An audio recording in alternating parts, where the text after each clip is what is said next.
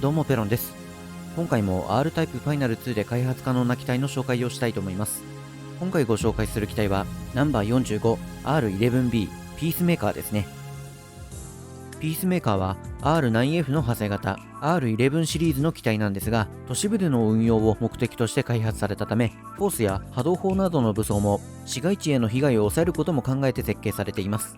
ギャロップフォースは前身となった機体のフューチャーワールドの時点で開発済みでしたが、搭載されている波動砲が爆発系の圧縮炸裂波動砲だったため、ロックオン波動砲に換装されたピースメーカーが市街地戦に特化した初めての機体ですね。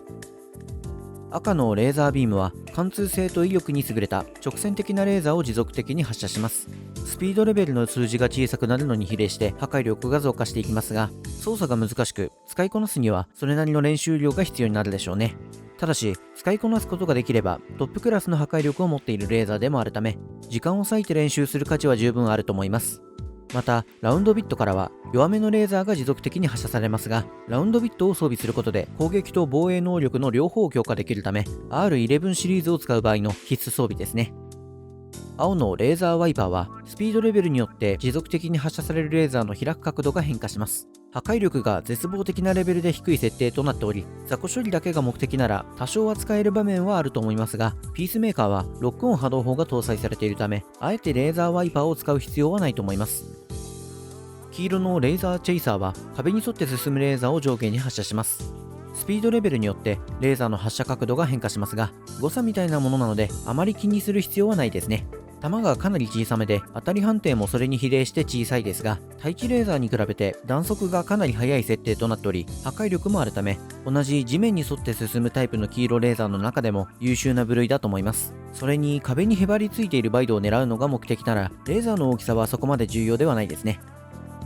次にフォースを切り離した後の状態についてですが、右方向にまっすぐフォースショットを発射します。レーザービームが使用可能な時はあまり使う機会はないかもしれませんが、一定の場所に留まることが難しい場合や赤以外のレーザーを使用している場合は、ダメージリソースとして期待できるフォースショットだと思います。その反面、破壊力を持たせるために攻撃範囲は極端に狭くなっているため、上下方向への攻撃をどうやってフォローするかが課題ですね。フォースショットだけ見ればテンタクルフォースの劣化版ですが、自立型でどこにフォースショットを打ち込むかわからない装備を市街地で使用するのは設計思想に反すると思うので、この辺りはピースメーカーの設定を考えれば仕方のないことでしょうね。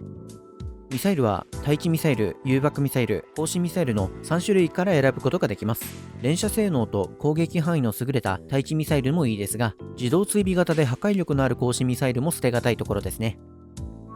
搭載されているロックオン波動砲は2段階のチャージが可能で、自動ロックオン機能付きの波動砲を最大で3本発射します。破壊力は波動砲の中でもかなり残念な部類ですが、360度全ての方向を攻撃可能な数少ない波動砲のため、レーザーで対応できない角度からバイドが攻めてくる場合はロックオン波動砲で処理してみてください。破壊力は期待できませんが、雑魚処理が目的ならチャージはゲージの4分の1ぐらいで十分なので、雑魚処理をやらせたら全ての装備の中でもトップクラスの性能ですね。ロックオン可能な範囲は結構狭いため、ある程度バイドに近づく必要がありますが、使い方次第ではかなり優秀な波動砲なので、単純な破壊力だけでは評価できない面白い装備ですね。